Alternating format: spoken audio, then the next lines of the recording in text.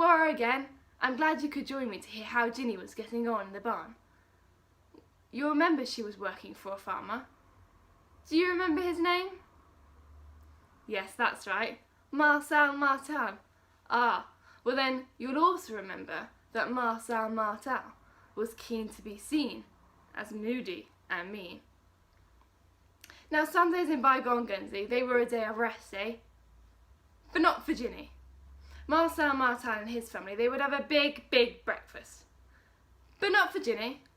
Before breakfast, the whole of the Marterl family would ride down to St. Pierre de Bois Parish Church in a fine carriage. But not Ginny. No, Marcel gave Ginny a long list of jobs to do. Clean the house, sweep the barn, wash the windows, iron the skirts, polish the brass, milk the cows, churn the butter, and even muck out the pigs. Oh, they were so smelly. Oh, for Marcel was keen to be seen as moody and mean.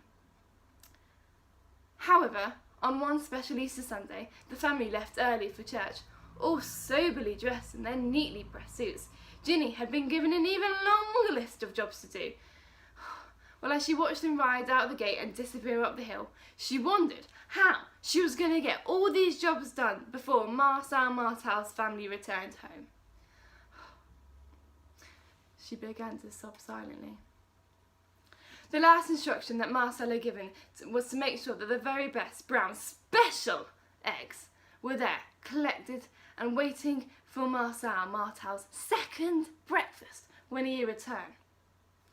The fine carriage had barely disappeared from the view when, suddenly, Ginny was sure to hear the soft sound of some music.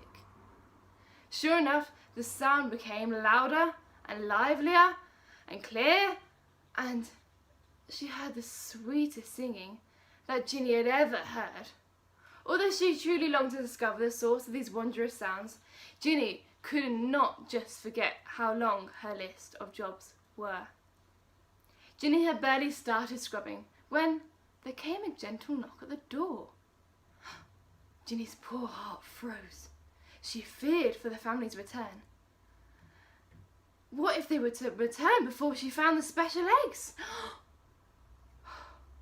Nevertheless, she ran to the door and reluctantly ready to curtsy politely and meet the other music. Marterl music.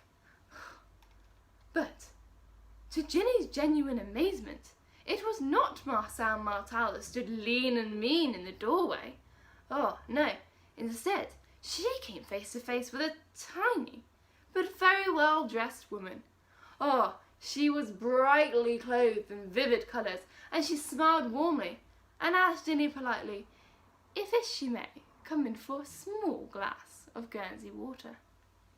Oh, well, Ginny rushed in and found the best ice-cold glass of water that she was ever presented anybody.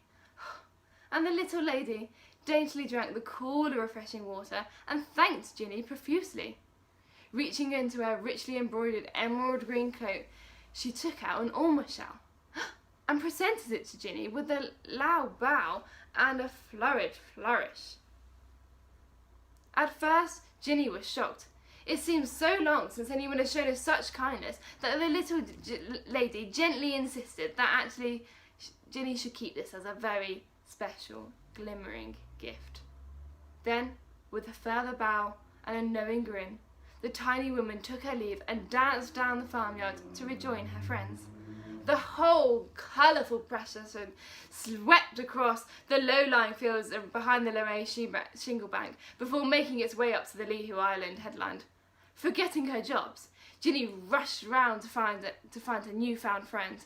But, try as she might, Ginny could not catch up with the little folk. Although they already appeared to be sauntering jauntily, and their finely dressed figures were moving actually very fast, much faster than Ginny had ever imagined possible. Panting and still staring and trying to catch up with the little people, Ginny sat down for a much needed rest. How could she find them again? Join me shortly to see what happens next. Cheery for now!